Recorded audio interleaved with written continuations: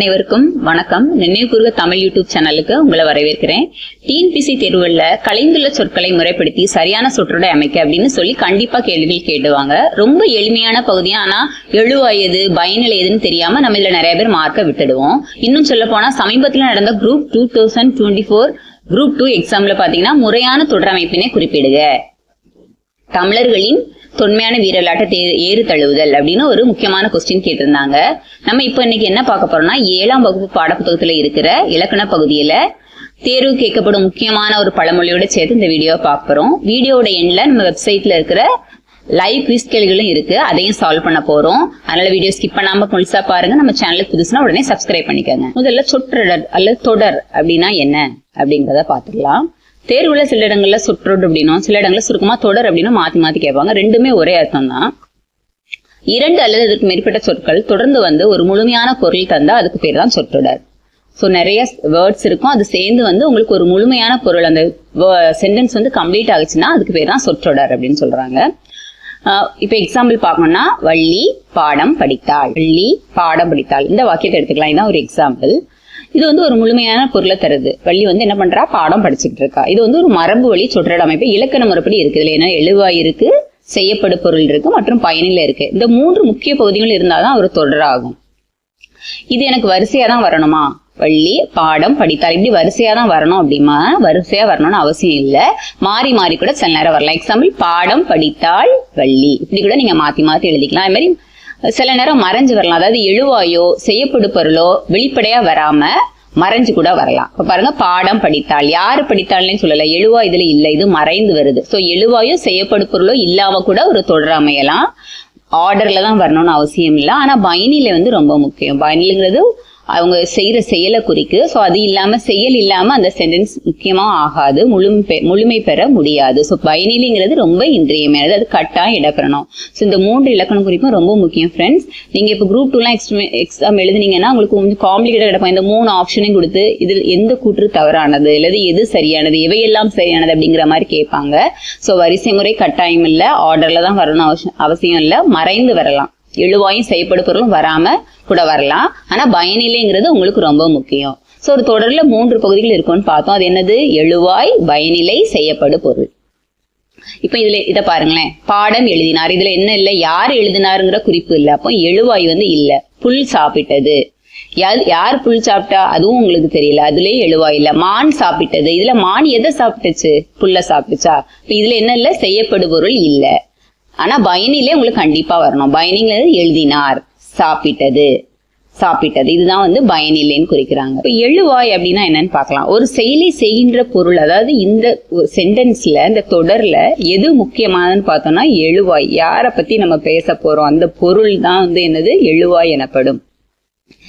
சொல்லணும்னா யார், எவன், எது, எவள், எவை, யார பத்தி நம்ம பேசுறோம் அந்த வினாருக்கு எது விடையா வரும். இப்ப வள்ளி பாடம் படித்தாள்னு படிச்சோம், அதுல யார பத்தி பேசுறோம், வள்ளிய பத்தி. சோ அதுதான் எழுவாய். சோ தொடரின் முதல்ல வருது பெயர் சொல். யார பத்தி பேசுறோமோ அது அவங்க வந்து பெயர் சொல்லா இருக்கும். யார், எவன், எது, எவள் அப்படிங்கறத அந்த வினாக்களுக்கு விடையா வர சொல் தான் வந்து எழுவாய். இன்னும் கொஞ்சம் எக்ஸாம்பிள் இருக்கு பாருங்க. நீலன் பாடத்தை படித்தான். பாரி யார், புலி ஒரு விலங்கு. இதுல யார பத்தி பேசுறாங்க, நீலன். இதுல யாருங்கிற கொஸ்டினுக்கு எது விடையா வருது, பாரி. இல்லது எது ஒரு அனிமலா கூட இருக்கலாம், புலி ஒரு விலங்கு. சோ இந்த 3மே எழுவாய்களா ஆகும். பயனிலை தான் நம்ம என்ன சொன்னோம், முக்கியமா கட்டாயமா ஒரு சென்டென்ஸ்ல பயனிலை வந்து இருக்கணும். சோ ஒரு பொருளை முடிச்சு வைக்கிறதுக்கு, வள்ளி பாடம் படித்தா, வள்ளி பாடம்னா நமக்கு ஏதாவது புரியுதா, புரியாது. வள்ளி பாடம் படித்தாள், அது எப்படி முடியுது, அந்த படித்தாளுங்கிறதுலதான் முடியுது. சோ முடித்து வைக்கும் சொல்லுதான் பயனிலை. சோ தொடரின் இறுதியில் வரும் ஒரு வேர்பா இருக்கும். வினை சொல்லுனது வேர்புன்னு அர்த்தம். சோ வினை, வினா, பெயர் ஆகியவற்றில் ஏதேனும் ஒன்றை கொன்று முடித்து வைப்பது பயனிலை. ஏதோ ஒண்ணு எண்டா வரலாம். இப்ப பழம் உங்களுக்கு இப்படி முடித்து வைப்பதுதான் வந்து என்னது, பயனிலை. கரிகாலன் கல்லணையை கட்டினான். கரிகாலன் யார், கரிகாலன் ஒரு மன்னன். இதுல என்ன வினா, எது வினா, யார். இதுல வந்து என்ன பண்ணா, கட்டினான். அவன் யார், ஒரு மன்னன். சோ இதுல கட்டினான், யார், மன்னன் அப்படிங்கிறது என்னது, பயனிலைகள். இதுல பார்த்தோன்னா பயனிலை வந்து எத்தனை வகைப்படும்னா 3 வகைப்படும். ஒண்ணு வந்து வினை பயனிலை, இப்பதான் படிச்சோம். வினா பயனிலை, பெயர் பயனிலை. சோ கரிகாலன் கல்லணை கட்டினான், அது வந்து வினை, ஒரு வெர்ப குறிக்கு. கட்டினான்ங்கிறது ஒரு ஆக்ஷன், அதை குறிக்குது. வினானா கொஸ்டினா வருது. கரிகாலன் யார், கேள்வி கேட்கறாங்க. கரிகாலன் ஒரு மன்னன், ஒரு பெயரே குறிக்கு. கரிகாலனுங்கிறதும் ஒரு பெயர் சொல்லுதான், மன்னன்கிறதும் ஒரு பெயர் சொல்லுதான். ஒரு பெயரே கொண்டு அந்த பயனிலை முடிஞ்சிருக்குது. சோ ஒரு மன்னன்கிறது இதுல பயனிலை. செய்யப்படு பொருள்னா இப்ப எழுவாய்னா உங்களுக்கு புரிஞ்சிருக்கும், பயனிலைனால என்ன புரிஞ்சிருக்கும். இப்ப செய்யப்படு பொருள்னா என்ன? சோ எழுவாய் வந்து என்ன, எழுவாய் என்ன சொன்னா, நம்ம வள்ளியை பத்தி தான் வரைக்கும் பேசிட்டு வரோம். வள்ளி வந்து என்ன பண்ணா, பாடம் படிச்சா. அவ என்ன பண்ணிக்கிட்டு இருந்தா, பாடத்தை படிச்சிருந்தா. வள்ளி எழுதினாள், வள்ளி நோட் புக்கில் எழுதினாள், இப்படி எழுதிக்கலாம். எழுவாய் வந்து என்ன செய்தோ அதுதான் செய்யப்படு பொருள். ஒரு தொடரில் எதை அல்லது எவற்றை என்னும் வினாவிற்கு விடையாக, எதை பண்றாவா, எவற்றை பண்ணிக்கிட்டு இருக்கா அப்படிங்கிறதுக்கு வரக்கூடிய விடைதான் செய்யப்படு பொருள். இது எழுவாயும் பயனிலைக்கும் இடையில மோஸ்ட்லி வரும். நான் கவிதையை படித்தேன். இப்ப இதுல எது செய்யப்படு பொருள் யோசிங்க நீங்க. கவிதை. என் புத்தகத்தை எடுத்தது யார், புத்தகம். நெல்லிக்கனியை தந்தவர் அதியமான். சோ நெல்லிக்கனிங்கிறது இதுல செய்யப்படு பொருள். சோ கவிதை, புத்தகம், நெல்லிக்கனி ஆகியவை வந்து செய்யப்படு பொருள். உங்களுக்கு தெளிவா புரிஞ்சிருக்கும்னு நினைக்கிறேன். எழுவாய் பயனிலை செய்யப்படு பொருள்னா என்னது, வள்ளி வந்து எழுவாய், பாடங்கிறது செய்யப்படு பொருள், படித்தாள்னா பயனிலை. சோ இதுல இந்த ரெண்டும் வராம கூட இருக்கலாம். வள்ளியும் பாடமும், அதாவது எழுவாயும் செய்யப்படு பொருளும் இல்லாம கூட சென்டென்ஸ் அமையும். பட் பயனிலை இல்லாம, படித்தாள் அப்படிங்கிற அந்த சென்டென்ஸ் இல்லாம இந்த வேர்டு கம்ப்ளீட் ஆகாது. சோ பயனிலைங்கிறது முக்கியமானது. இப்போ ஒரு சின்ன ரீகேப் பண்ணிக்கிறீங்களா?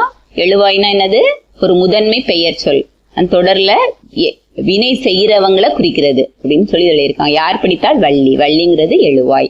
செய்யப்படு பொருள், அதை என்ன பண்ணிக்கிட்டு இருந்தா அப்படின்னு கேக்குறாங்க. அது வள்ளி பாடம் படித்தாள். பயனிலைனா ஒரு சென்டென்ஸை கம்ப்ளீட் பண்ணி வைக்கிற ஒரு வினை சொல் தான் வந்து வள்ளி என்ன செய்தாள், பாடம் படித்தாள். சின்ன பயிற்சி ஒண்ணு பார்த்துடலாம். பின்வரும் தொடர்களை எழுவாய் பயனிலை செய்யப்படு பொருள் என பிரிக்க. வீரர்கள் நாட்டை காத்தனர். வீரர்கள்ங்கிறது எழுவாய், பயனிலைங்கிறது காத்தனர். அவங்க எதை செய்யப்படு பொருள், நாடு. பொதுமக்கள் அந்நிய துணிகளை தீயிட்டு எரித்தனர். இதுல பொதுமக்கள் தான் மெயினா ஒரு பெயர் சொல். எரித்தனர்கிறது வினை, அது பயனிலை. அந்நிய துணி செய்யப்படு பொருள். கொற்கை துறைமுகத்திலே பாண்டியனுடைய மீன்கொடி பறந்தது. சோ மீன்கொடி தான் அங்க மெயின். மீன்கொடி எழுவாய், பறந்ததுங்கிறது பயனிலை. இதுல வந்து செய்யப்படு பொருள் இல்ல. திருக்குறளை எழுதியவர் யார், எழுதியவர்ங்கிறது இதுல எழுவாயா இருக்கு.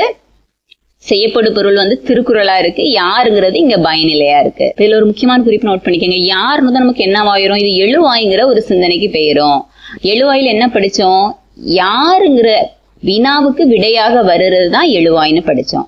யாருங்கிறது வந்து நம்ம பயனிலைன்னு படிச்சோம். முன்னாடி ஒரு தடவை ரீகால் பண்ணி பாத்துக்காங்க.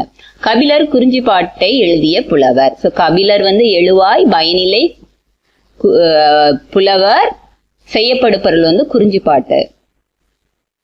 எழுவா பயனிலை செய்யப்படு ஆகிட்டு மூன்று அடிப்படையாக ஒரு 5 தொடரை எழுத சொல்லியிருக்காங்க. நீங்க 5 தொடரை எழுதி பாருங்க. முடிஞ்சா எனக்கு கமெண்ட்ல ஏதாவது ஒரு சென்டென்ஸை எழுதி கமெண்ட் பண்ணுங்க. இப்ப நெக்ஸ்ட் நம்ம பார்க்க போறது இந்த தொடரோட வகைகள் என்ன. நீங்க டிஎன்பிஎஸ்சி சிலபஸ்ல பாத்தீங்கன்னா உங்களுக்கு 2 இது இருக்கும். ஒண்ணு சொற்களை ஒழுங்குபடுத்தி சொற்றொடர் அமைத்தல்னு ஒண்ணு, இன்னொன்னு தொடர் வகைகள்னு 2 சாப்டர் இருக்கு. சோ அந்த 2க்காக நான் இங்க எடுத்து எழுதியிருக்கேன். சோ தொடர்கள் வந்து பாத்தீங்கன்னா பொருள் அடிப்படையில 4 வகைப்படும். ஆனா நிறைய தொடர்கள் இருக்கு, அது செக் பண்ண இங்க தொகைநிலை தொகாநிலை தொடர்ங்கிற ஒரு லிங்க் இருக்கு, இதுல போய் செக் பண்ணி பாருங்க. சோ இப்ப பேசிக்கா தொடர்கள் வந்து 4 டைப் தான் இருக்கு. ஒண்ணு செய்தி தொடர், வினா தொடர், விளைவு தொடர், உணர்ச்சி தொடர். இதுல இருந்தே உங்களுக்கு புரிஞ்சிருக்கும் அது என்னன்னுட்டு. இன்னொரு டைம் சொல்றேன். செய்தி தொடர், வினா தொடர், விளைவு தொடர், உணர்ச்சி தொடர். செய்தி தொடர்னா என்ன, ஒரு செய்தியை தெளிவா கூறுறதுக்கு. எக்ஸாம்பிள், கரிகாலன் கல்லணையை கட்டினான். வினா தொடர்னா ஒருவிடம் ஒரு கொஸ்டின் கேட்கணும் அப்படின்னாங்கிறது அது வினா தொடர். சிலப்பதிகாரத்தை இயற்றியவர் யார், ஆசிரியர் வந்து மாணவர்கள் எப்படி கேட்பாரு, சிலப்பதிகாரத்தை இயற்றியவர் யார், இது வினா தொடர். விளைவு தொடர்னா நம்ம ஏவுதல், வேண்டுதல், வாழ்த்துதல், வைதல் அப்படி பொருள்ல வரக்கூடியது. இப்ப பாருங்க எக்ஸாம்பிள் பார்த்துக்கோம். இளமையில் கல்லுனா என்ன பண்றாங்க, ஏவல், நீ சின்ன வயசுல கத்துக்க ஒழுங்கா அப்படின்னு அவளுக்கு ஆர்டர் பண்றது மாதிரி. உன் திருக்குறள் நூலை தருக, எனக்கு தாரியா, வேண்டுதலுங்க மாதிரி ஒரு ரெக்வஸ்ட் பண்ணுவோம் இல்லையா, உன் திருக்குறள் நூலை எனக்கு தெரியா அப்படின்னு கேக்குறாங்க. உழவு தொழில் வாழ்க, உழவு தொழில் வாழ்க அப்படிங்கிறது வாழ்த்துதல். கல்லாமை ஒழிக, வைதல். கல்லாமைங்கிறது படிக்காம இருக்கிறத ஒழிக்கணும் அப்படிங்கிறாங்க. கல்லாமை ஒழிக அப்படின்னு சொல்றாங்க, வைதல். சோ இந்த மாதிரி விளைவு தொடர் ஒரு ஆர்டர்ல சொல்றது விளைவு தொடர். உணர்ச்சி தொடர்னா என்ன, உவகை, அழுகை, அவலம், அச்சம், வியப்பு ஆகிய உணர்ச்சிகளை உணர்த்தும் பொழுது வருதுதான் உணர்ச்சி. உவகைன்னு என்னது, நமக்கு ஒரு ஹாப்பினஸ்ல அடடா என் தங்க பரிசு பெற்றுட்டா, சோ அது உவகை. புலி வருகுது அப்படின்னு ஒரு அச்சமா, புலி வருது. பழந்தமிழ் இலக்கியங்கள் பல அழிந்து விட்டன, நமக்கு ஒரு அவலம், சோ இதெல்லாம் போயிட்டு அப்படின்னு நம்ம நினைப்போம் இல்லையா. மலையின் உயரம்தான் என்ன, வியப்பு, எவ்வளவு ஹைட்டா இருக்கு பாருங்க இந்த மவுண்டைன் அப்படின்னு சொல்றது வந்து வியப்பு. சோ இந்த உணர்ச்சிகள்லாம் ஒரு எக்ஸ்பிரஷனோட வர தொடர்கள் உணர்ச்சி தொடர். விளை தொடர், ரெக்வஸ்ட் தொடர், கொஸ்டின் கேட்கறது, இதை வந்து ஒரு நியூஸா சொல்றது, செய்தியா சொல்றது. இப்ப 4 உங்களுக்கு ஈஸியா புரிஞ்சிருக்கும்னு நினைக்கிறேன். இங்க ஒரு ரீகால் பண்ணிக்கலாமா. செய்தினானது கருத்து தெளிவிப்பது, வினானா வினா கேட்பது, விளைவுனா என்னது வாழ்த்துத, வைதல், ஏவல், வேண்டுதல், அந்த அடிப்படையில சொல்றது. உணர்ச்சினா உவகை, அவலம், அச்சம் போன்ற உணர்ச்சிகள் ரிலேட்டடா நம்ம சொல்ற சென்டென்சஸ். ஃப்ரெண்ட்ஸ், உங்களுக்கு ஒரு ஆன்லைன் டெஸ்ட் ஒன்று குவிஸ் மாதிரி ரெடி பண்ணி வச்சிருக்கேன். நீங்க இது வரைக்கும் படிச்சது உங்களுக்கு எவ்வளவு புரிஞ்சிருக்கு அப்படின்னு பாக்குறதுக்காக நான் ஒரு ஃபர்ஸ்ட் 5 கொஸ்டின்ஸ் மட்டும் நான் ஆன்சர் பண்றேன். நீங்க அடுத்து இருக்கிற அந்த 4 கொஸ்டினுக்கு எனக்கு கமெண்ட்ல ஆன்சர் பண்ணி நீங்க செக் பண்ணுங்க உங்களுக்கு நீங்க படிச்சதெல்லாம் புரிஞ்சுதா அப்படின்னுட்டு. எழுவாய் எப்போதும் எந்த சொல்லாக இருக்கும். எழுவாய்ங்கிறது என்னது, பெயர் சொல்னு படிச்சோம், பெயர் சொல்லா இருக்கும். யார் என்று வினா பின்னால் வரும் பதில் எது, எழுவாய். ஓகேவா. பாடம் படித்தது யார், யாருங்கிறது வினாவுக்கு விடையாடுறது, யாருங்கிறது எழுவாய் கிடையாது. யாருங்கிற வினாவுக்கு ஆன்சரா வரக்கூடிய பெயர் தான் வந்து எழுவாய். ஒரு தொடர் முற்று பெற எது மிக முக்கியமானது நம்ம படிச்சோம். மத்தது இல்லைன்னா கூட பரவாயில்ல, இந்த எழுவாய், செய்யப்படு பொருள், பயனிலை, இந்த 3ல ஒன்று வந்து முக்கியமா அந்த சென்டென்ஸ்ல இருக்கும். யோசித்து பாருங்க.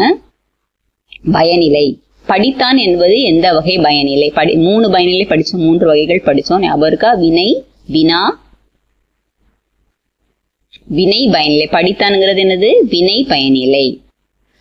சொற்களை ஒழுங்குபடுத்துக. பாருங்க, ஆர்டர் மாத்தி கொடுத்திருக்காங்க. பாடினால் பாட்டு மீனா, மீனா அப்படி வராது, மீனா பாட்டு பாடினாள். ஸோ இங்க ஒரு 4 கொஸ்டின்ஸ் இருக்குது, அதை ரீட் பண்ணி அதோட ஆன்சரை எனக்கு கமெண்ட் பண்ணுங்க. ஸோ முக்கியமா நம்ம இது எதுக்காக பார்த்துட்டு இருக்கோம் அப்படின்னா, டிஎன்பிஎஸ்சி எக்ஸாம்ல எப்போதும் எப்படி கேட்பாங்கன்னா, சொற்களை வந்து ஒரு சொற்றோட கொடுத்துட்டு அதை வந்து என்ன பண்ணுவாங்க, மாற்றி மாற்றி கொடுத்துட்டு உங்களுக்கு நீங்க இதை எழுதுங்க அப்படின்னு சொல்லுவாங்க. ஸோ சொற்களை ஒழுங்குபடுத்தி சொற்றோட அமைத்தல், இதுதான் நம்ம டிஎன்பிஎஸ்சியோட ஹெட்டிங். ஸோ இதுக்கு வந்து எப்படி கொஸ்டின் கேட்பாங்க, எப்படி சீரமைக்கலாம் அப்படிங்கிறதுக்காக ஒரு 3 சான்று. மோஸ்ட்லி இது வந்து மரபு தொடர், பழமொழிகள், அப்புறம் ஓமை தொடர்கள் இந்த மாதிரி கொடுத்து அதை அரேஞ்ச் பண்ணுங்கன்னு சொல்லுவாங்க.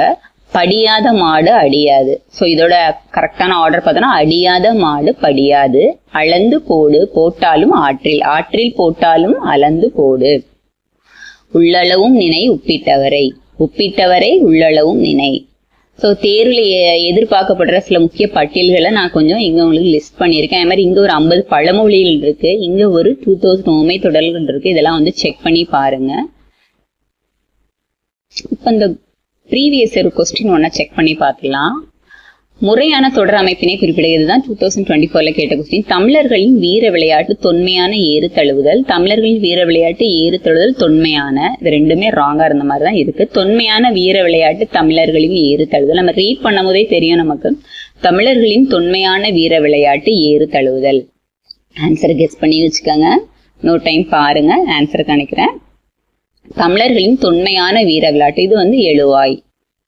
தமிழர்களின் தொன்மையான வீர விளையாட்டு வந்து எழுவாய். ஏறுதழுதல்ங்கிறது தான் ஆக்ஷன் வேர்டு, வினைச்சொல். ஸோ தமிழக இலக்கண மரபின்படி பாத்தீங்களா, தமிழர்களின் வீர விளையாட்டு வந்து எழுவாய், ஏறுதல் பயனில்லை. ஸோ இதெல்லாம் முறைப்படி ஆர்டரா கொடுத்துருக்காங்க. இதே மாதிரி கொஸ்டின் தான் நம்ம எக்ஸ்பெக்ட் பண்ணலாம்.